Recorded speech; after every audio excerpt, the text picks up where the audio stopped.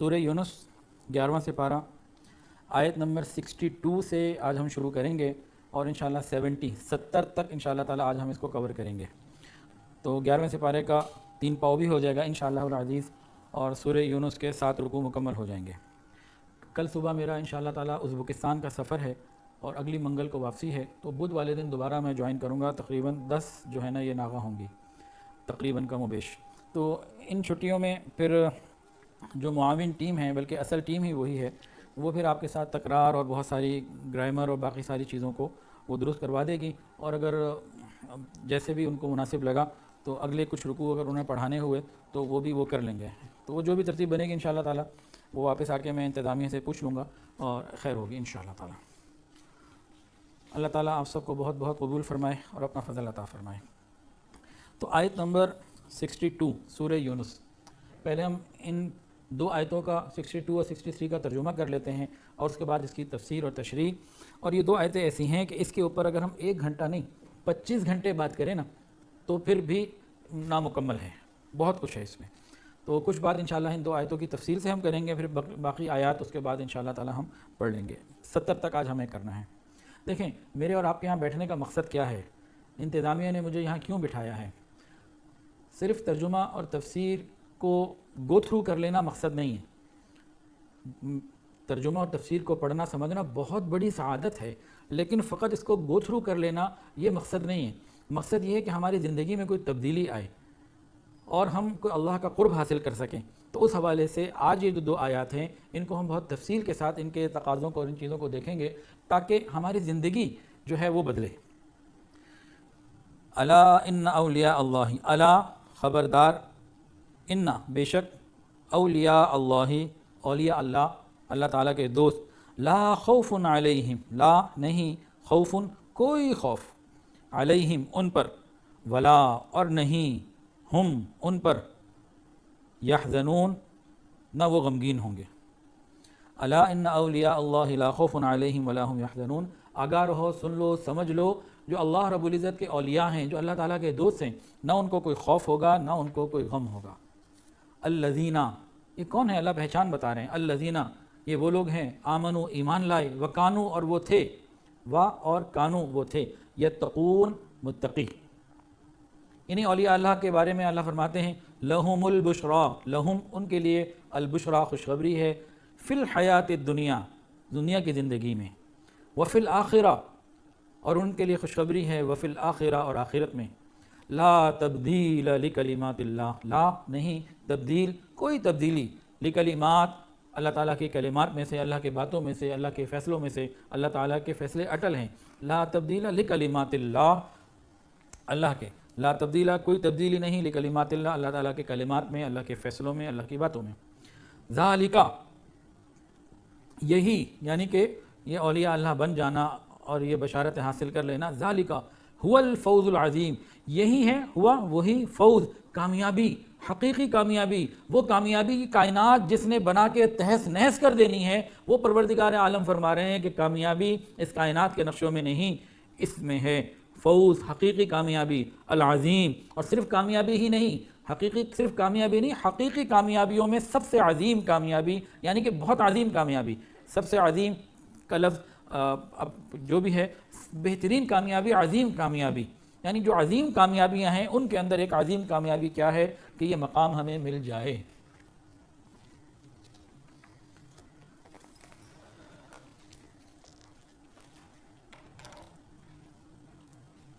اب ہم آتے ہیں ان آیات کی، ان 2 آیات کی تفصیل کے اوپر جو آج بہت ڈیٹیل میں تذکرہ کرنا ہے انشاءاللہ تعالی. ان دونوں آیات میں اللہ رب العزت نے اولیاء اللہ کے بعض مخصوص فضائل بتائے، ان کی تعریف بتائی اور پہچان بتائی، پھر دنیا اور آخرت میں ان کے لیے بشارت کا ذکر ہے. ارشاد فرمایا کہ اولیاء اللہ کو نہ کسی ناگوار چیز کے پیش آنے کا خطرہ ہوگا، نہ کسی مقصد کے فوت ہو جانے کا کوئی غم ہوگا. یہ اولیاء اللہ کون ہیں؟ یہ وہ لوگ ہیں جو ایمان لائے، جنہوں نے تقوی اور پرہیزگاری اختیار کی، ان کے لیے دنیا اور آخرت میں خوشخبریاں ہیں. اب یہاں چند باتیں نا قابل غور ہیں. پوائنٹ نمبر 1، اولیاء اللہ پر غم نہیں ہوگا، خوف نہیں ہوگا، اس کا کیا مطلب ہے؟ پہلی بات کیا ہے، جو خوف اور غم ان کے اوپر نہیں ہوگا، اس سے کیا مراد ہے؟ دوسری بات، اولیاء اللہ کی تعریف کیا ہے اور ان کی علامات کیا ہیں، کہ اولیاء اللہ میں کن کو کہہ سکتے ہیں، کیا ان کی پہچان ہے وہ معلوم ہو جائے۔ اور تیسرے، جو دنیا اور آخرت میں ان کو غم نہیں ہوگا، خوف نہیں ہوگا، تو یہ کیا مراد ہے؟ تو ہم ان چیزوں کو ایک ایک کر کے سمجھتے ہیں۔ پہلی بات، اولیاء اللہ پر خوف اور غم نہیں ہوتا، اس سے یہ مراد بھی ہو سکتا ہے کہ آخرت میں حساب کتاب کے بعد جب انہیں جنت میں داخل کر دیا جائے گا تو خوف اور غم ختم۔ لیکن ایک عام مسلمان جو ولی اللہ نہیں ہے، جب یہ جنت میں پہنچے گا تو خوف اور غم تو اس کو بھی نہیں ہوگا۔ تو مطلب یہ کہ یہاں کچھ اور مراد ہے۔ اہل جنت جب جنت میں چلے جائیں گے وہاں سے نہ کوئی خوف ہے نہ کوئی غم ہے، تو ایک عام مسلمان بھی جب جنت میں گیا تو خوف اور غم تو اس کو بھی نہیں ہوگا، تو اولیاء اللہ کی کیا پھر تخصیص ہوئی؟ اس کو سمجھنے کی ضرورت ہے۔ تو اس فرق کو مفسرین نے اس طریقے سے لکھا کہ اولیاء اللہ پر خوف اور غم نہ ہونا یہ دنیا اور آخرت دونوں کے لیے ہے۔ اولیاء اللہ کی خصوصیت یہ ہے کہ دنیا میں بھی وہ خوف اور غم سے محفوظ ہیں، اور آخرت میں بھی خوف اور غم نہ ہونا وہ تو سبھی کے لیے ہے۔ جنت میں داخل ہونے کا جب فیصلہ ہو جائے گا، بتا دیا جائے گا کہ دائیں ہاتھ میں اعمال نامہ مل گیا، جنت کا فیصلہ ہو گیا، تو اسے تو سب غم ختم ہو جائیں گے۔ وہ تو تمام اہل جنت کے لیے برابر ہے، اولیاء اللہ کے لیے اس میں تخصیص نہیں۔ تو ایک تو یہ ہے کہ کچھ فرق ہے عام اولیاء میں اور عام لوگوں میں اور اولیاء اللہ میں۔ اچھا، اب یہاں ایک بات اور آتی ہے کہ بھائی اللہ کہہ رہے ہیں لا خوف علیہم ولا هم یحزنون، نہ خوف ہوگا نہ غم ہوگا، لیکن جب ہم دیکھتے ہیں اولیاء اللہ کے دنیا میں حالات غمگین بھی ہیں، ان کی بیٹی کو طلاق بھی ہو رہی ہے، اور صحت میں بھی مسئلہ ہے، بیماریاں بھی ہیں، پریشانیاں بھی ہیں، بعض دفعہ کھانے کو گھر میں نہیں ہے، تکلیفیں ہیں، تنگیاں ہیں وغیرہ وغیرہ۔ تو ہر وقت تو ہر ولی کے حالات اچھے نہیں ہوتے کہ ان کے پاس خوب وسائل ہوں، مال ہو، ایسے بھی ہوتے ہیں لیکن ویسے بھی ہوتے ہیں۔ تو اس سے کیا مراد ہے؟ اور ہم دیکھتے ہیں اولیاء اللہ تو اولیاء اللہ، نبی اللہ کے نبی پیارے پیغمبر، ان کو بھی حالات آئے کتنے، مستهم البأساء والضراء وزلزلوا حتى يقول الرسول والذين آمنوا معه متى نصر اللہ۔ یعنی انبیاء کرام کو گزشتہ اور ان کے ساتھیوں کو، یعنی ان کے صحابہ کرام کو اللہ نے جھنجھوڑ کر رکھ دیا، اور یہاں تک وہ پہنچ گئے کہ کہنے کہ اللہ تیری مدد کب آئے گی۔ اور خود نبی کریم صلی اللہ علیہ وآلہ وسلم، ان کو جتنے غم آئے کائنات میں کسی کو نہ آئے۔ تو یہ کیا بات ہے کہ ہم دیکھتے ہیں کہ انبیاء کرام کی زندگی میں بھی غم اور پریشانیاں ہیں، اور ہم ابھی ایک صاحب میرے پاس آئے ہوئے تھے، مولانا صاحب، بڑے اچھے ساتھی ہیں، ان کو میں نے ترغیب دی کہ بھئی آپ سلسلہ عالیہ نقشبندیہ کے اسباق شروع کریں، تو پہلا سبق پھر آج وہ بھی لے کے گئے، الحمدللہ ان کا سال بھی لگا ہوا ہے، بہت متقی اور بڑے نیک آدمی ہیں۔ تو کیا اس میں معاملہ ہے؟ حالانکہ قرآن میں یہ آتا ہے انما یخشی اللہ من عبادہ العلماء، کہ علماء تو اللہ تعالیٰ سے ڈرتے ہیں۔ ادھر ہے لا خوف علیہم ولا هم یحزنون، ایک جگہ آ رہا ہے والذین هم من عذاب ربهم مشفقون، کہ اولیاء اللہ کا بھی حال بیان کیا کہ یہ لوگ اللہ تعالیٰ کے عذاب سے ڈرتے رہتے ہیں۔ خود نبی علیہ السلام غمگین نظر آتے تو فرمایا کہ میں تم سب سے زیادہ اللہ سے ڈرتا رہتا ہوں۔ پھر صحابہ کرام جناب صدیق اکبر رضی اللہ تعالیٰ عنہ، جن کو جنت کی بشارتیں مل گئیں، وہ ڈرتے رہتے تھے۔ کسی کہتے کبھی کاش میں کسی مومن کے بدن کا بال ہوتا۔ حضرت عمر فاروق رضی اللہ تعالیٰ عنہ، جن کو جنت کی بشارتیں مل گئیں، وہ ڈرتے تھے۔ حضرت امی عائشہ صدیقہ رضی اللہ تعالیٰ عنہ، ان کو جنت کی بشارتیں مل گئیں تو وہ کبھی کہتی کاش میری ماں نے مجھے جنا ہونا ہوتا کہ میں کوئی بھولی بسری چیز ہوتی۔ جن کو جنت کی بشارتیں مل گئیں وہ اتنا خوف کرتے تھے، غم کرتے تھے۔ تو یہ کیا چیز ہے؟ آپ کو بات سمجھ میں آ گئی؟ ڈیٹیل میں اس لیے سمجھا رہا ہوں کہ ہم اس اہم پوائنٹ کو سمجھ لیں کہ ایک طرف اللہ تعالیٰ یہ فرما رہے ہیں الا ان اولیاء اللہ لا خوف علیہم ولا هم یحزنون، جو اللہ تعالیٰ کے دوست ہیں ان کے اوپر نہ کوئی ڈر ہے نہ غم ہے، اور دوسری طرف انبیاء کرام غمگین ہیں، خوف میں ہیں، صحابہ کرام خوف میں ہیں، ان کو غم اور خوف کس چیز کا ہے؟ اب یہ ہمیں سمجھنا ہے۔ روح المعانی ایک تفسیر ہے، روح المعانی، تفسیر روح المعانی میں علامہ آلوسی رحمۃ اللہ نے فرمایا کہ حضرات اولیاء اللہ کا جو بتایا نا لا خوفن، یہ دنیا کے خوف اور غم سے محفوظ ہوتے ہیں۔ جن چیزوں میں اور آپ عام لوگ مبتلا رہتے ہیں، دنیاوی مقاصد، آرام، راحت، عزت، دولت، اور ذرا سا مندہ آ جائے، ذرا سی پیسوں میں کمی ہو جائے، لاک ڈاؤن کی آوازیں آ جائیں، تو ہم اس ذرا سی تکلیف اور پریشانی میں دن رات پریشان ہو جاتے ہیں، ڈپریشن میں چلے جاتے ہیں، مال کا نقصان ہو جائے ڈپریشن میں چلے جاتے ہیں، وغیرہ وغیرہ اس طرح کے معاملات آتے ہیں۔ تو وہ لوگ جو ہیں وہ ان حالات سے بے پرواہ ہو کے اس سے بلند ہوتے ہیں۔ وجہ کیا ہے کہ ان اولیاء اللہ کا مقام ان دنیاوی غم پریشانیوں اور تکلیفوں سے اوپر ہوتا ہے۔ ان کی نظر میں اس دنیا کی عزت فانی عزت ہے، اس کا نفع نقصان فانی ہے، یہاں کی محنت، یہاں کی پریشانی، یہاں کے غم، بیماری، تکلیف سب فانی ہے، وہ اس کے لیے پریشان نہیں ہوتے۔ یہ دنیا تو ہے ہی غم کی جگہ، پریشانیوں کی جگہ۔ وہ اپنے آپ کو، اپنی ذہنی سطح کو ذکر اللہ کی کثرت سے، اطاعت میں پابندی سے اوپر لے آتے ہیں، اللہ ان کو اوپر لے جاتے ہیں، پھر یہ دنیا کے مسائل، غم یہ انہیں پریشان نہیں کرتے۔ ہم ابھی نچلی سطح پر ہوتے ہیں تو پھر کیا بنے گا؟ پھر ہم پریشان رہتے ہیں۔ شیخ عبدالقادر جیلانی رحمۃ اللہ علیہ کا غالباً واقعہ ہے، ان کی کنسائنمنٹ آ رہی تھی، بزنس تھا، کنسائنمنٹ آ رہی تھی، تو کسی نے اطلاع دی حضرت وہ مال ڈوب گیا، تو انہوں نے آنکھیں ذرا سی جھکائیں، دل ذرا سا غور کیا دل پہ، الحمدللہ۔ تھوڑی دیر بعد حضرت وہ اطلاع غلط تھی، یہ مال بالکل محفوظ، کنٹینر آ گئے، آج کل کی لینگویج کنٹینر کی ہے نا، شپمنٹ پہنچ گئی ہے، جہاز آ گیا پورٹ کے اوپر۔ تو انہوں نے پھر ذرا دل پہ غور کیا، الحمدللہ فرمایا۔ کسی نے کہا حضرت یہ کیا ہے؟ انہوں نے کہا کہ پہلے جب مجھے پتہ لگا کہ مال کا لاس ہو گیا ہے، میں نے دل پہ غور کیا، دل کی کیفیت اللہ کے ساتھ شکر میں تھی، راضی تھا، تو میں نے کہا الحمدللہ کہ دل کی کیفیت جو ہے نا یہ بالکل ٹھیک ہے، مال چلا گیا کوئی بات نہیں ہے، تو ویسے آنی جانی چیز ہے۔ پھر جب معلوم ہو کہ مال مل گیا، لاس نہیں ہوا، تو پھر میں نے غور کیا، تو پھر اللہ کے شکر، دل اللہ کے ساتھ جڑا ہوا، شکر ہی کے جذبات کہ مل گیا تو بھی رب کی مرضی، چلا گیا تو رب کی مرضی۔ اب اس کیفیت کے اوپر میں نے پھر کہا الحمدللہ، نہ مال جانے پہ میں نے الحمدللہ کہا، نہ مال آنے پہ الحمدللہ کہا، میں نے تو اپنے قلب کی کیفیت پہ غور کیا کہ میرا حال کیا ہے۔ تو اولیاء اللہ ہماری طرح کی فکروں سے اوپر اٹھ کر آگے کی طرف بڑھ جاتے ہیں، پھر ان کو دنیا، اس فانی دنیا کی عزت، اس فانی دنیا کی ذلت، ان کی پریشانی نہیں رہتی۔ وَلَا يَخَافُونَ لَوْمَةَ لَائِمٍ، شیخ عبدالقادر جیلانی رحمۃ اللہ علیہ، یہ غالباً انہی کا ہے یا جنید بغدادی کا ہے، ان میں سے کسی ایک کا ہے۔ تو جنید بغدادی یا شیخ عبدالقادر جیلانی، بہرحال اکابرین میں سے کسی کا ہے۔ واقعہ آپ کو جو سنا ہے وہ صحیح ہے، نام ابھی میں بھول رہا ہوں، بڑے بڑے اکابرین سے میں نے یہ واقعہ سنا ہے، کتابوں میں بھی لکھا ہے۔ تو بہرحال تو ان کا معاملہ اور بلند ہوتا ہے۔ تو یہ جو بات آ گئی نا، لا خوف علیہم ولا هم یحزنون، کہ دنیا میں پریشانیاں، غم، حالات سب کے لیے ہیں، اولیاء اللہ کے لیے بھی ہیں، انبیاء کے لیے بھی ہیں، عام مسلمانوں کے لیے بھی ہیں، غافل مسلمانوں کے لیے بھی ہیں، پرلے درجے کے دین سے دور مسلمانوں کے لیے بھی ہیں، کافروں کے لیے بھی ہیں، دنیا کے حالات تو سب کے لیے ہیں۔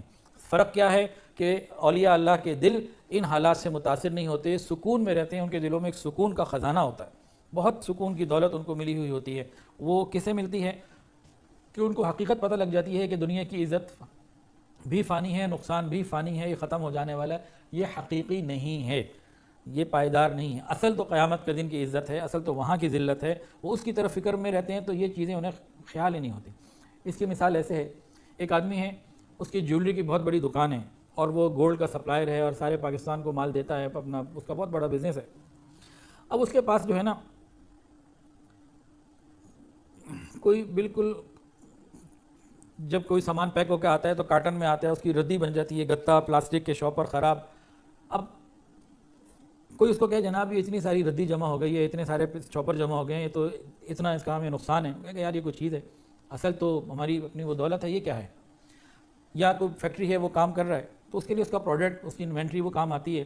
بعض ردی چیزیں ایسی ہوتی ہیں جو پھینکنے کے لائق ہوتی ہیں، ان کے نقصان پہ ان کو نقصان محسوس نہیں ہوتا۔ تو دنیا کی چیزیں اللہ والوں کے دلوں میں اسی قسم کی بن جاتی ہیں، ان کی قدر و قیمت آخرت کی ہوتی ہے، اللہ کی رضا ہوتی ہے، تو وہ دنیا کے ان معاملات سے نکل جاتے ہیں۔ جب نفسیاتی طور پر، ذہنی طور پر اپنی سطح کو دنیا سے اوپر لے کے آخرت کی طرف جوڑ لیتے ہیں، پھر دنیا کے غم نہیں رکھتے، تو یہ نعمت ان کو مل جاتی ہے۔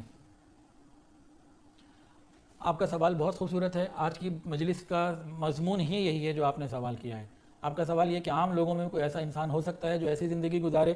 جی بالکل ہو سکتا ہے، میں بھی اور آپ بھی اور ہم سب یہ کوشش اگر کریں تو ہم ہو سکتے ہیں۔ اب یہی آپ نے جو سوال کیا ہے بہت خوبصورت ہے، مقصد ہی آج کی کلاس کا بیسیکلی یہی ہے۔ تو ابھی ہم نے ایک بات کو سمجھا۔ دوسری بات، اب آپ کے سوال کا جواب آگے چل رہے ہیں، آپ کے سوال کا جواب تو شروع سے چل رہا ہے۔ دوسری بات، اولیاء اللہ کون ہیں، ان کی پہچان کیا ہے؟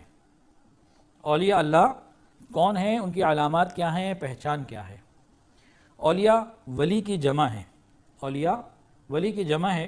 ولی عربی زبان میں قریب کے معنی میں بھی آتا ہے، ولی عربی زبان میں قریب کے معنی میں بھی آتا ہے اور دوست اور محبوب کے معنی میں بھی آتا ہے۔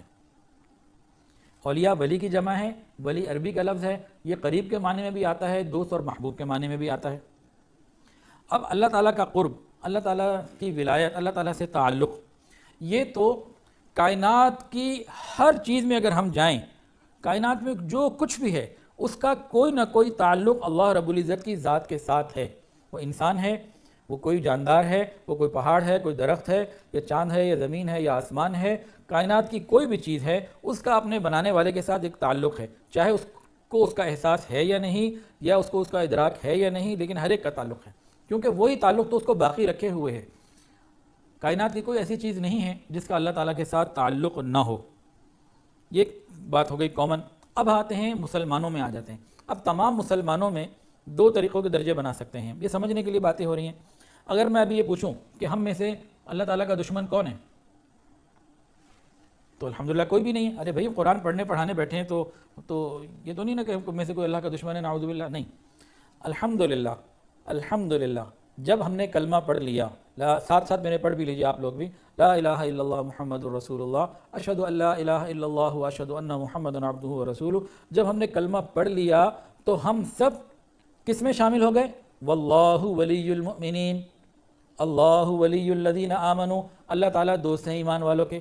تو تمام ایمان والوں کے اللہ تعالیٰ دوست ہیں، اور یہ ایک تعلق جو عام لوگوں سے، مخلوقات سے بڑھ کر ہے، یہ ایمان والوں کو ایمان کی بنیاد پر حاصل ہے، چاہے وہ نماز نہیں پڑھتا، چاہے وہ گناہ کر رہا ہے، چاہے وہ دین پر نہیں چل رہا.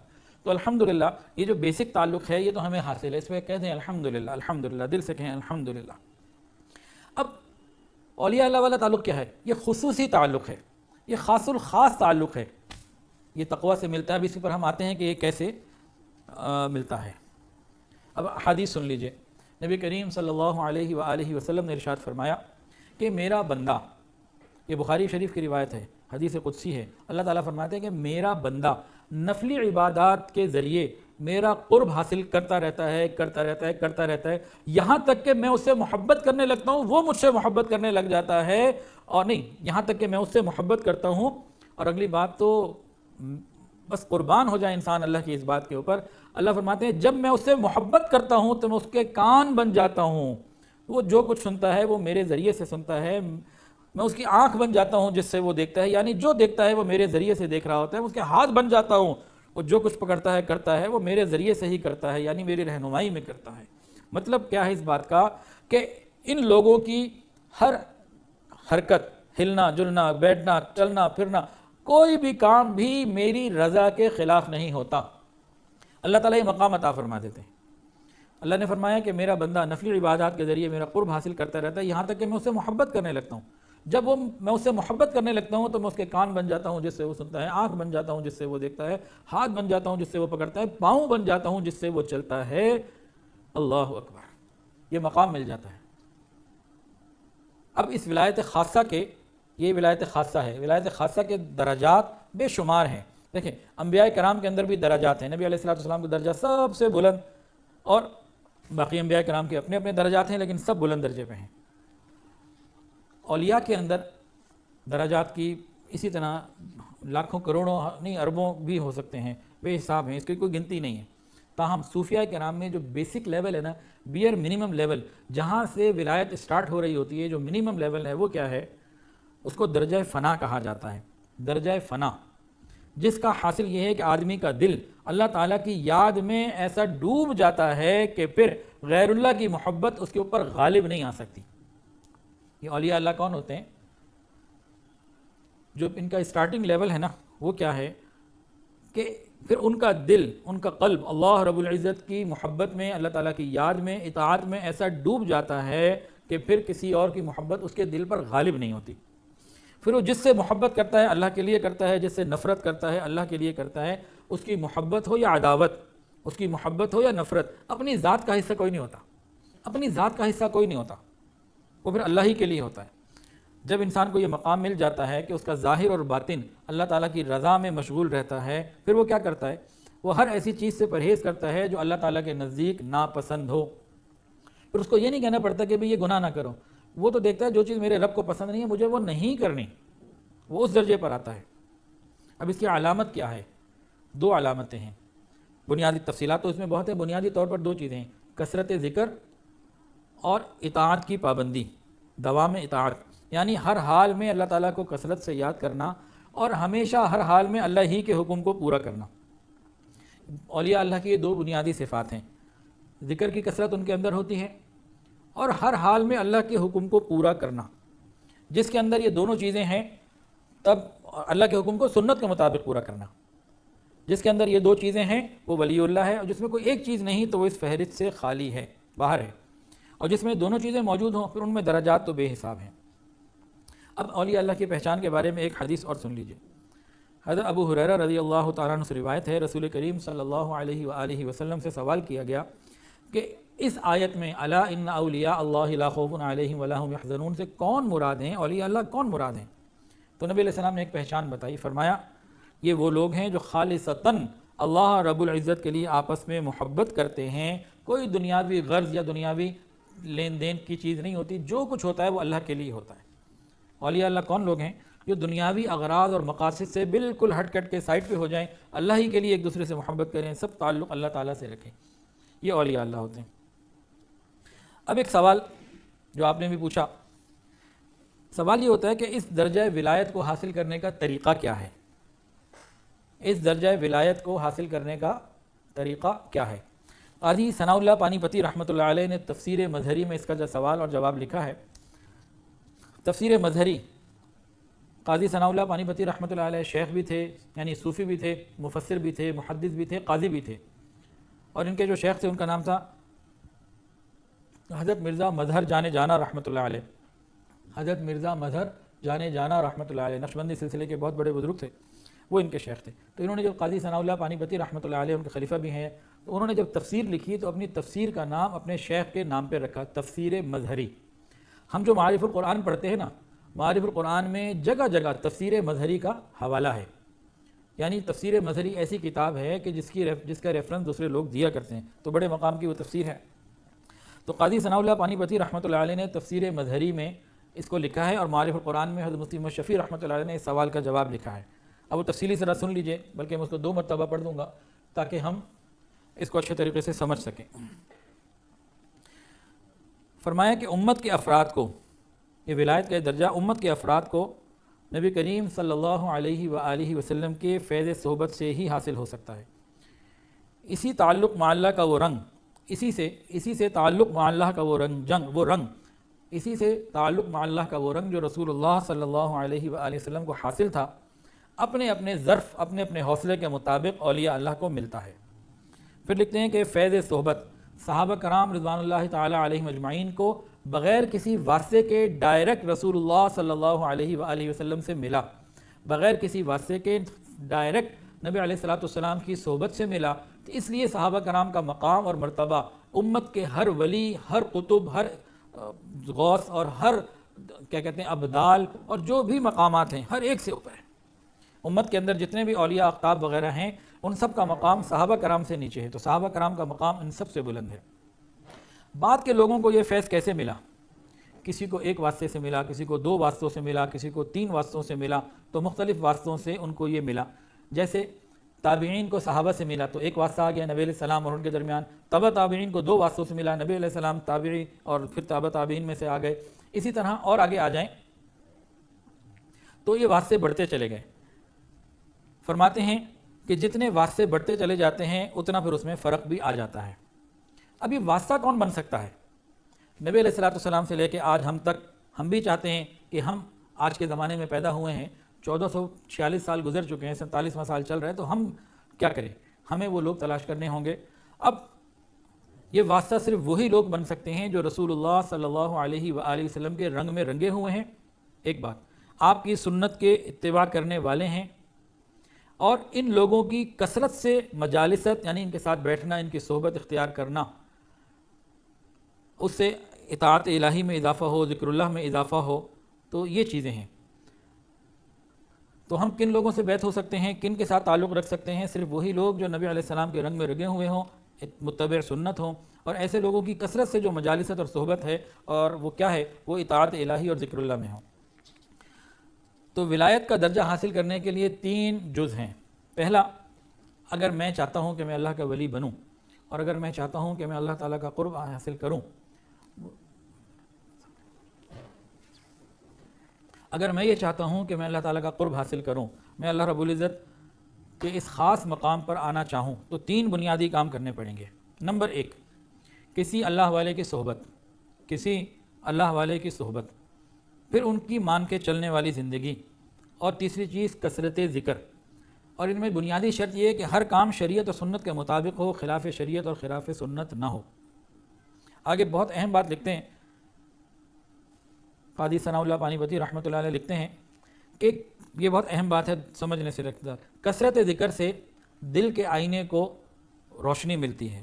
جب انسان کثرت سے اللہ کا ذکر کرتا ہے تو دل کا آئینہ صاف ہو جاتا ہے، اس کی غلاظت، گندگی، وہ میل دور ہو جاتی ہے۔ جب وہ آئینہ بن جاتا ہے تو نور ولایت کے عکس کو یہ قبول کرنے والا بن جاتا ہے۔ وہ نور جو اللہ رب العزت کی ذات سے نبی کریم صلی اللہ علیہ وآلہ وسلم کو ملا، نبی علیہ الصلوۃ والسلام سے پھر حضرت صدیق اکبر رضی اللہ عنہ کو ملا، اور پھر آگے چلتے چلتے چلتے مشائخ کے سینوں سے ہوتا ہوتا آج مشائخ کے سینوں میں موجود ہے۔ اگر ہمیں چاہیے تو ہمیں ان کے دل سے اپنے دلوں کو جوڑنا ہوگا اور ذکر کی کثرت کرنی ہوگی۔ ان کے دلوں میں جو ذکر کے انوارات اور نور موجود ہیں اور وہ ایک کنیکشن کے ساتھ جڑے ہوئے ہیں، اللہ رب العزت کی طرف سے جو رحمت، انوارات اور تجلیات ذاتیہ کا ورود جو مشائخ کے سینوں سے ہوتا ہوتا آج ہمارے شیخ کے سینے میں موجود ہے، اگر وہ مجھے چاہیے، میں چاہوں کہ میں وہ حاصل کر لوں، مجھے اپنے دل کو صاف کرنا ہوگا۔ وہ ذکر اللہ سے ہوگا۔ جب ہم ذکر اللہ کی کثرت کریں گے، دل صاف ہو جائے گا، پھر وہاں سے لینے والا بن جائے گا۔ اس کی مثال آج کل کے حساب سے ایسے ہے کہ حضرت جی رحمۃ اللہ فرماتے تھے کہ شیخ کا جو قلب ہے یہ سورج کی مانند ہے، شیخ کا جو دل ہے یہ سورج کی مانند ہے، اور مریدین کے جو قلوب ہیں یہ سولر پینل کی مانند ہے۔ تو جس طرح سورج سولر پینل کو اپنی حرارت دیتا ہے اور سولر پینل آگے پھر انرجی پروڈیوس کرتا ہے، بالکل اسی طرح اگر ہمارے قلوب صاف ہوں تو شیخ کے قلوب کے قلب کے ساتھ مل کر ہم اپنے اندر اللہ رب العزت کی محبت کی حرارت بڑھا سکتے ہیں۔ اور سولر پینل میں بھی ہم دیکھتے ہیں کہ ہمارے ہاں ماشاءاللہ گھر میں لگا ہوا ہے، تو اگر اس کی بار بار صفائی نہ کرو نا تو اس پہ ڈسٹ کی ایک لیئر آ جاتی ہے، مٹی کی لیئر آ جاتی ہے، اس کی پروڈکشن کم ہو جاتی ہے۔ اس کو اچھی طریقے سے صاف کر دو جو اس کا طریقہ ہے تو جناب پروڈکشن پھر بڑھ جاتی ہے۔ یا سورج ہو، درمیان میں بادل آ جائیں تو پھر بھی رکاوٹ آ جاتی ہے۔ تو یہ تعلق جو ہے نا، یہ جتنا صاف ہو، کلیئر ہو، سولر پینل بھی صاف ہو، سورج بھی چمک رہا ہو، درمیان میں کوئی بادل بھی نہ ہو، تو پھر معاملہ چلتا ہے۔ اب شیخ کے قلب سے تو نور آ رہا ہے، اب ہمارے اپنے دل کے اوپر گند ہے تو وہ ہمیں نہیں مل رہا، یا درمیان میں بدگمانیوں کے بادل ہیں یا ہماری غفلتوں کے بادل ہیں تو پھر بھی نہیں بنے گا۔ تو ہمیں اپنے دلوں کو بھی صاف کرنا ہوگا اور ذکر کی کثرت کرنی ہوگی۔ اب آگے ہم چلتے ہیں ایک اور بڑی مزیدار بات۔ حضرت عبداللہ ابن مسعود رضی اللہ عنہ نے فرمایا کہ ایک شخص نے رسول کریم صلی اللہ علیہ وآلہ وسلم سے سوال کیا کہ آپ اس شخص کے بارے میں کیا فرماتے ہیں جو کسی سے محبت کرتا ہے مگر عمل کے اعتبار سے ان کے درجے تک نہیں پہنچتا؟ تو نبی کریم صلی اللہ علیہ وآلہ وسلم نے قیامت تک کے لیے ایک قاعدہ کلیہ بیان کر دیا۔ فرمایا المرء مع من احب، المرء مع من احب، جو جس سے محبت کرتا ہے وہ قیامت کے دن اسی کے ساتھ ہوگا۔ یعنی اس میں ہمارے لیے بشارت یہ ہو گئی، اگر ہم اپنے شیخ سے تعلق رکھتے ہیں، عقیدت رکھتے ہیں، تو قیامت کے دن یہی تعلق، یہی عقیدت، یہی نسبت ہمیں ان کے ساتھ جوڑ دے گی۔ ان کو اپنے شیخ کے ساتھ محبت ہے۔ جیسے میں اپنی مثال بیان کرتا ہوں، سب سے پہلے تو اللہ سے عافیت مانگتا ہوں، یا اللہ خاتمہ بالخیر عطا فرما، یہ اللہ کے فضل سے ملے گا انشاءاللہ تعالیٰ۔ اگر خاتمہ بالخیر اللہ کے فضل سے مل جائے تو پھر امید ہے اس کے بعد کہ بھئی قیامت کے دن میں اپنے شیخ کے ساتھ ہوں گا انشاءاللہ تعالیٰ، اللہ کے فضل سے۔ اس میں کسی کا کوئی کمال نہیں ہے، اگر اللہ کا فضل ہو جائے۔ یہ ڈرتے ہوئے بات سمجھانے کے لیے کہنی پڑ رہی ہے، ورنہ یہ خطرے والی بات ہے، ایسے انسان دعویٰ نہیں کر سکتا۔ تو میرے شیخ اپنے شیخ کے ساتھ، وہ ان کے شیخ کے ساتھ، پھر وہ ان کے شیخ کے ساتھ۔ تو ہمارے سلسلہ عالیہ نقشبندیہ میں کیا ہے کہ ہر شخص اپنے شیخ کے ساتھ بڑھتے بڑھتے آخر میں جناب صدیق اکبر رضی اللہ عنہ کے ساتھ ہوگا۔ اور صدیق اکبر رضی اللہ عنہ کو کن سے محبت تھی؟ جناب ابوبکر صدیق رضی اللہ تعالیٰ عنہ کو جناب نبی کریم صلی اللہ علیہ وآلہ وسلم سے محبت، وہ ان کے قدموں میں ہوں گے۔ گویا کہ یہ ہم جو نسبت حاصل کرتے ہیں، بیعت کر لیتے ہیں، شیخ کے ساتھ تعلق کو جوڑ لیتے ہیں، یہ واسطہ باواسطہ نبی کریم صلی اللہ علیہ وآلہ وسلم کے قدموں تک پہنچتا ہے۔ المرء مع من احبہ۔ اچھا جی، بہقی میں شعب الایمان میں حضرت ابو رزین رضی اللہ عنہ کی روایت ہے، نبی علیہ السلام نے فرمایا، ابو رزین سے فرمایا کہ میں تمہیں دین کا ایسا اصول بتاتا ہوں، میں تمہیں دین کا ایسا اصول بتاتا ہوں جس سے تم دنیا اور آخرت کی کامیابی حاصل کر سکتے ہو۔ میں تمہیں دین کا ایسا اصول بتاتا ہوں جس سے تم دنیا اور آخرت کی کامیابی حاصل کر سکتے ہو۔ فرمایا پہلی بات، اہل ذکر کی مجلس اور صحبت کو لازم پکڑ لو، اہل ذکر کی مجلس اور صحبت کو لازم پکڑ لو۔ دوسری بات، جب تنہائی میں جاؤ تو جتنا زیادہ اللہ کا ذکر کر سکو اپنی زبان کو حرکت دو، ذکر اللہ کرو۔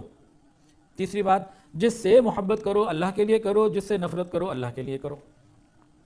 تو نبی علیہ السلام نے فرمایا کہ دین اور دنیا کی بھلائی، آخرت اور دنیا کی بھلائی کے لیے اہل اللہ کی صحبت، اہل ذکر کی مجلس اور صحبت یہ انتہائی ضروری ہے، اور تنہائیوں میں ذکر اللہ، مراقبہ وغیرہ کرنا یہ ضروری ہے، محبت اللہ کے لیے اور نفرت بھی اللہ کے لیے، سب کرنا ضروری ہے۔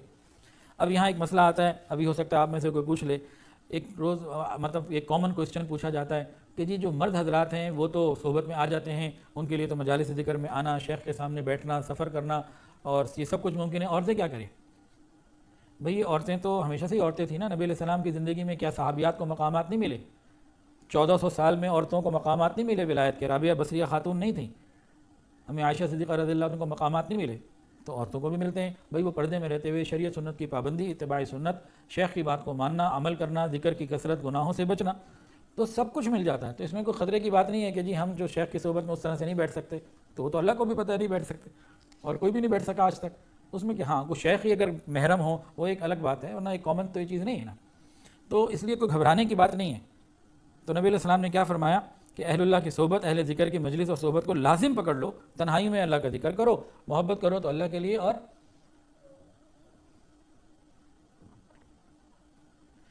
نفرت کرو تو اللہ کے لیے۔ دور آن لائن جی ٹھیک ہے، اس میں کوئی مسئلہ نہیں ہے، پہلے تو آن لائن کی فیسلٹی بھی نہیں تھی، تب بھی ہو جاتا تھا، تو مستورات جہاں ہیں وہ اس معمولات کی پابندی کریں تو بالکل ٹھیک ہے۔ اور آپ نے لکھا آپ کچھ پوچھنا چاہتی ہیں تو ڈائریکٹ پوچھ لیں، بسم اللہ کریں۔ اچھا جی آگے لکھتے ہیں کہ صحبت صرف انہی لوگوں کی مفید ہے جو خود متبع سنت ہوں، جو خود نبی علیہ السلام کی سنت کے تابع نہیں، وہ ولی نہیں، چاہے ان سے کرامات کا ظہور ہو اور کچھ بھی ہو۔ کشف و کرامات کا ظہور ہونا یہ ولایت کی کوئی دلیل نہیں ہے۔ ہزاروں اولیاء ایسے ہیں کہ ان کے پوری زندگی میں کوئی کرامت ظاہر نہیں ہوئی، پکے ولی، اور بے شمار دھوکے باز لوگ ایسے ہیں کہ وہ اپنے ایسے کرشمے دکھانے کی کوشش کرتے ہیں، دھوکہ دینے کی کوشش کرتے ہیں جو دیکھنے میں کرامت لگتی ہے اور حالانکہ وہ غلط لوگ ہوتے ہیں۔ تو اتباع سنت والے ہوں۔ اب اولیاء اللہ کی پہچان کیا ہے؟ جی جو آپ کے سوالات ہیں میں آتا ہوں ادھر۔ اولیاء اللہ کی پہچان تفسیر مظہری میں ایک حدیث قدسی کے حوالے سے نقل کی گئی ہے کہ اللہ تعالیٰ نے فرمایا، توجہ سے سمجھنے والی بات ہے، اللہ تعالیٰ نے فرمایا میرے اولیاء، یہ میرے خاص بندے، میرے بندوں میں سے وہ ہیں جو میری یاد کے ساتھ یاد آ جائیں یا ان کی یاد کے ساتھ میں یاد آ جاؤں۔ سبحان اللہ، اللہ تعالیٰ اپنے ولیوں کو اپنی ایسی نسبت دے دیتے ہیں، ایسا تعلق دے دیتے ہیں، جب انسان اللہ کا ذکر کرے تو وہ یاد آ جائیں، جب انسان ان کا ذکر کرے تو اللہ یاد آ جائے۔ یہ ایک خوبصورت پہچان اللہ کے نبی نے بتائی۔ ابن ماجہ میں حضرت اسماء بنت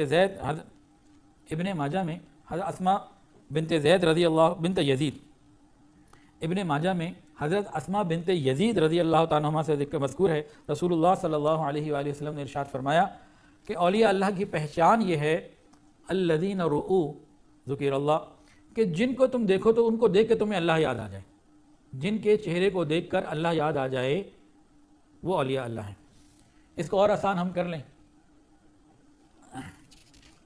میں نے ابھی یہ بتایا ہے، بہت خوبصورت بات ہے، ایک حدیث قدسی میں ہے اور تفسیر مظہری میں لکھی ہوئی اولیاء اللہ کی علامت اور پہچان۔ اللہ تعالیٰ نے فرمایا میرے اولیاء میرے بندوں میں سے وہ لوگ ہیں جو میری یاد کے ساتھ یاد آ جائیں یا ان کی یاد کے ساتھ میں یاد آ جاؤں۔ میرے اولیاء میرے بندوں میں سے وہ ہیں کہ جب کوئی بندہ اللہ کو یاد کرے تو وہ یاد آ جائیں، کوئی بندہ ان کو یاد کرے تو اللہ تعالیٰ یاد آ جائیں۔ یہ خاص نسبت اللہ تعالیٰ ان کو دے دیتے ہیں۔ اور حدیث کے نبی علیہ السلام نے فرمایا اولیاء اللہ کی پہچان الذین رؤوا ذکر اللہ، جن کو دیکھ کر اللہ یاد آ جائے۔ اب خلاصہ اس کا یہ ہے کہ جن لوگوں کی صحبت میں بیٹھ کر یا آن لائن بیان سن کر، جن کی باتوں سے، جن کی صحبت سے انسان کو ذکر اللہ کی توفیق ملے، دنیاوی فکروں میں کمی محسوس ہو، دنیاوی غم کم محسوس ہوں گے، پریشانیوں کے حالات ہوں گے وہ ختم نہیں ہوں گے، لیکن وہ دل کے اوپر متاثر نہ ہوں، وہ ہمیں ان کی صحبت میں بیٹھ کے دنیاوی فکروں سے نجات مل رہی ہو، تو یہ اس شخص کے ولی اللہ ہونے کی علامت ہے۔ آخر آیت میں جو بتایا گیا کہ اولیاء اللہ کے لیے دنیا میں بھی خوشخبری اور آخرت میں بھی خوشخبری ہے، تو بھئی موت کے وقت یہ پھر بشارتیں جو ہیں وہ دی جائیں گی۔ اچھا یہ جو بتایا لہم البشریٰ فی الحیات الدنیا وفی الآخرہ، لہم البشریٰ فی الحیات الدنیا وفی الآخرہ، یہ کیا ہے؟ نبی کریم صلی اللہ علیہ وآلہ وسلم نے اس حوالے سے بتایا کہ بخاری شریف کی روایت ابو ہریرہ رضی اللہ تعالیٰ عنہ سے نبی علیہ السلام نے فرمایا کہ لہم البشریٰ سے مراد وہ خواب ہے جو انسان خود دیکھے یا کوئی اس کے بارے میں دیکھے۔ لہم البشریٰ سے مراد وہ خواب ہے جو انسان خود اپنے بارے میں اچھا خواب کوئی دیکھے یا خود اس کے لیے کوئی اور دیکھے. میں اپنے بارے میں کوئی خواب دیکھوں اچھا ہے، لیکن کوئی اور میرے بارے میں کوئی اچھا خواب دیکھے یہ زیادہ اچھا ہے، کیونکہ میں اپنے بارے میں جھوٹ بول سکتا ہوں. دوسری بات، بشارت کی علامت کیا ہے کہ عام مسلمان بغیر کسی غرض کے، لالچ کے اس سے محبت کریں اور اس کو اچھا سمجھیں. دوسری بات کیا ہے؟ لہم البشریٰ فی الحیات الدنیا میں، کیونکہ عام مسلمان ایسے لوگوں سے بغیر کسی غرض اور لالچ کے محبت کریں اور انہیں اچھا سمجھیں، اچھا گمان رکھیں. فرمایا تلک عاجل بشر المؤمن، تلک العاجل بشر المؤمن، عام مسلمانوں کا ان لوگوں کو اچھا سمجھنا اور تعریف کرنا یہ مومن کے لیے نقد خوشخبری ہے. اچھا جی، اب آپ کا بیچ میں ایک سوال آیا تھا جس کا جواب میں نے اس وقت نہیں دیا تھا کہ پہلے اس مضمون کو پورا کر لوں. اب ہم یہ سب کچھ کیسے حاصل کر سکتے ہیں؟ اس کا خلاصہ یہ ہے کہ ہم کسی نہ کسی سے بیعت ہو جائیں، کسی ایسے بندے سے بیعت ہو جائیں جن کو شیخ کی طرف سے اجازت ملی ہوئی ہو، ہم بیعت ہو جائیں. ایک کام. بیعت ہونے کے بعد معمولات کی پابندی کرنا، رابطے میں رہنا، حالات بتاتے رہنا، گناہوں سے بچتے رہنا، ہر کام کو سیکھ سیکھ کر سنت کے مطابق کرتے رہنا. تو یہ چند کام ایسے ہیں جس سے درجہ بدرجہ ہم آگے بڑھتے چلے جائیں گے اور انشاءاللہ العزیز اللہ تعالی ہمیں یہ خاص مقام عطا فرما دیں گے. اچھا، سوال یہ تھا ایک اور اس میں کہ سلسلہ عالیہ نقشبندیہ میں جو اسباق دیے جاتے ہیں اس میں ترقی کیسے ہو؟ تو اس سوال کا جواب، سوال بہت اچھا کسی نے پوچھا ہے. سب سے پہلے تو ہم بیعت ہو کے 6 معمولات کی پابندی کریں جس میں ایک مراقبات بھی ہے. جب ہم مراقبے کی پابندی کرتے ہیں تو ٹائم فریم تو کوئی نہیں ہے، 3 مہینے 6 مہینے سال بعد اگلا اسٹیپ دیا جا سکتا ہے. ہر آدمی کی اپنی اپنی پوزیشن ہوتی ہے کہ جب وہ مراقبے کی پابندی کرتا ہے اور آہستہ آہستہ اس کو حرارت، حلاوت اور کیفیات ملتی ہیں، زندگی میں گناہ کم اور نیکی بڑھنے لگتی ہے اور شریعت کے مطابق آنے لگتا ہے، تو پھر ان کیفیات کو جب وہ اپنے شیخ کو بتاتا رہتا ہے تو پھر نیکسٹ اسٹیج دے دی جاتی ہے. پہلا لطیفہ قلب ہے، دوسرا لطیفہ روح ہے، پھر سر ہے، اگلے لطائف ہیں، تو یہ پھر چل جاتا ہے. تو اب اس کا ٹائم فریم تو کوئی نہیں ہے، لیکن اب موٹا موٹا سمجھیں کہ 4-6 مہینے میں ایک سبق اگر کوئی پابندی سے کرے تو آگے بڑھ سکتا ہے. اچھا جی، اب ہم آیت نمبر 65 پر آتے ہیں، ترجمہ تاکہ ہم اپنے کام کو بھی آگے بڑھائیں. ولا يحزنک قولہم، ولا اور نہیں، یحزن کا غمگین کر دے آپ کو، قولہم ان کی بات. یہ کافر جو ہے نا نبی علیہ السلام کو غمگین کرتے رہتے تھے. اس میں کئی پہلو ہیں.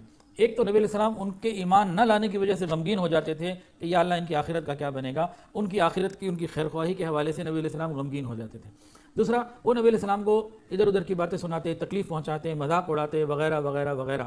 تو نبی علیہ السلام کو اللہ رب العزت تسلی دے رہے ہیں، ولا يحزنک قولہم، آپ ان کی باتوں سے بالکل غمگین نہ ہوں. ان العزت للہ جمیعا، بے شک ساری عزت تو اللہ ہی کی ہے. ان بے شک، العزت عزت، للہ اللہ ہی کے لیے، جمیعا ساری کی ساری، عزتوں کا مالک تو اللہ ہے. تو ان کے کہنے سے کیا ہوتا ہے؟ اس کی مثال ایسے ہے کہ ایک آدمی کسی سلطنت میں رہتا ہے، بادشاہ کا بہت مقرب ہے، بادشاہ اسے بڑا پروٹوکول دیتا ہے، بڑی محبت کرتا ہے، بڑا اس کا مقام ہے. کوئی بھنگی جا رہا تھا، اس نے جاتے جاتے اس آدمی کو، بادشاہ کا جو نہایت قریبی دوست ہے، اس کو کچھ اس نے 2-4 جملے بول دیے، کچھ کومنٹس لڑکھا دیے اور کوئی یوٹیوب پہ بیٹھ کے اس کے خلاف کوئی بکواس کر دی، جیسے کہ آج کل علماء کے خلاف بے شمار لوگ باتیں کرتے رہتے ہیں.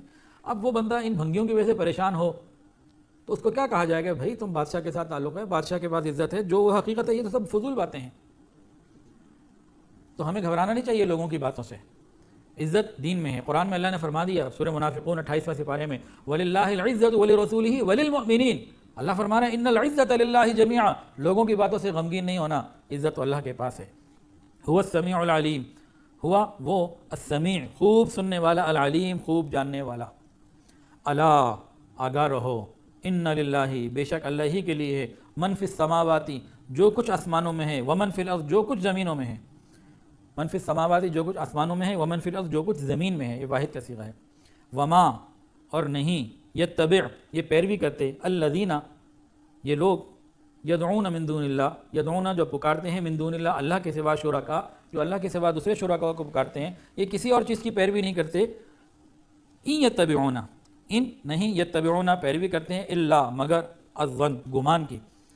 وما یتبع الذین یدعون من دون اللہ شرکا، وما یتبع الذین اور یہ نہیں پیروی کرتے یہ لوگ، یدعون من دون اللہ شرکا جو دوسروں کو پکارتے ہیں اللہ کے سوا. ان یتبعون نہیں یہ اتباع کرتے، الا الظن مگر گمان کی. وَإِنْهُمْ اور یہ ہیں الا یخرصون جو اندازے لگا رہے ہیں، اندھیرے میں تیر چلا رہے ہیں، اندھیرے میں تیر چلا رہے ہیں۔ یعنی اس دو آیتوں میں اللہ تعالیٰ نے یہ بتایا، آیت نمبر 65 اور 6 میں، کہ محبوب آپ غمگین نہ ہوں ان کی باتوں سے، ان کے اعمال سے، عزتیں اللہ کی ہیں، آپ پریشان نہ ہوں، اللہ سب دیکھنے والا جاننے والا ہے۔ اور اعلان کر دیا جو کچھ کائنات میں ہے سب کچھ اللہ کا ہے، اور یہ لوگ تو صرف اپنے گمان کی پیروی کرتے ہیں اور کچھ بھی ان کے پاس حقیقت نہیں ہے۔ یہ 1400 سال پہلے بھی بات حق تھی اور آج بھی حق ہے۔ جتنے ایتھسٹ ہیں، جتنے باطل ہیں، یہ سب اپنے گمان کی پیروی کر رہے ہوتے ہیں۔ دلائل کی دنیا میں ان کے پاس کچھ نہیں۔ الحمدللہ دلائل کی دنیا میں حضرت آدم علیہ السلام کہ حضرت نوح علیہ السلام سے لے کے آج تک انبیاء کرام نے جو کچھ بتایا، تو دلائل کی دنیا میں انسان سے آگے مسلمانوں کے علاوہ کسی کے پاس کچھ بھی نہیں ہے۔ کیا ہے ان کے پاس؟ الا یخرصون، اندھیرے کے تیر ہیں اور کچھ بھی نہیں۔ اچھا جی، آیت نمبر 67 هو الذی، وہ ذات جس نے جعل بنایا لکم اللیل، تمہارے لیے رات کو، هو الذی، وہ ذات جعل بنایا لکم، تمہارے لیے اللیل، رات، لتسکنوا فیہ، اور اس میں تاکہ تم سکون حاصل کرو، اس میں لتسکنوا، تاکہ تم اس میں سکون حاصل کرو، والنہار مبصرا، والنہار اور دن کو مبصرا دیکھنے والا، ان فی ذالک، بے شک اس میں لآیات نشانیاں ہیں، لقوم یسمعون، ان لوگوں کے لیے جو خوب توجہ سے سنتے ہیں، کہ رات کو اللہ نے سکون کے لیے بنایا، دن کو اللہ نے روشن بنایا، اس میں نشانیاں ہیں۔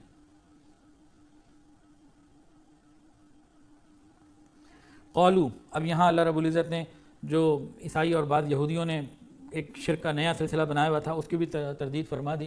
قالو، کہا ان لوگوں نے، قالو اتخذ اللہ، اتخذ بنا لیا اللہ کا ولدا، بیٹا، سبحانہ، اللہ پاک ہے ان سے۔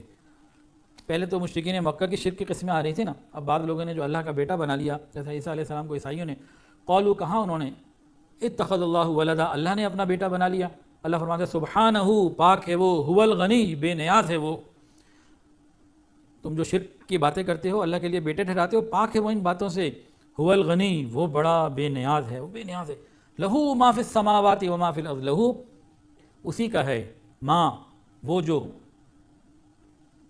فی السماواتی، جو آسمانوں میں ہے، وما فی الارض، جو زمینوں میں ہے، ان عندکم، نہیں ہے تمہارے پاس، من سلطان، کوئی دلیل، بہذا، اس کی، یہ جو تم کہتے ہو اللہ نے بیٹا بنا لیا، کوئی دلیل تمہارے پاس نہیں ہے۔ یہاں بھی تم وہی الا یخرصون، اندھیرے میں تیر چلاتے ہو۔ عیسائیوں کے پاس کوئی دلیل نہیں ہے، ان سے کوئی بات کرے، بات کرنا جس کو آتی ہو، 5 منٹ میں نہیں ٹھہر سکتے، 10 منٹ نہیں، 5 منٹ بھی نہیں ٹھہر سکتے۔ ان عندکم من سلطان بہذا، ان کے پاس کوئی دلیل نہیں۔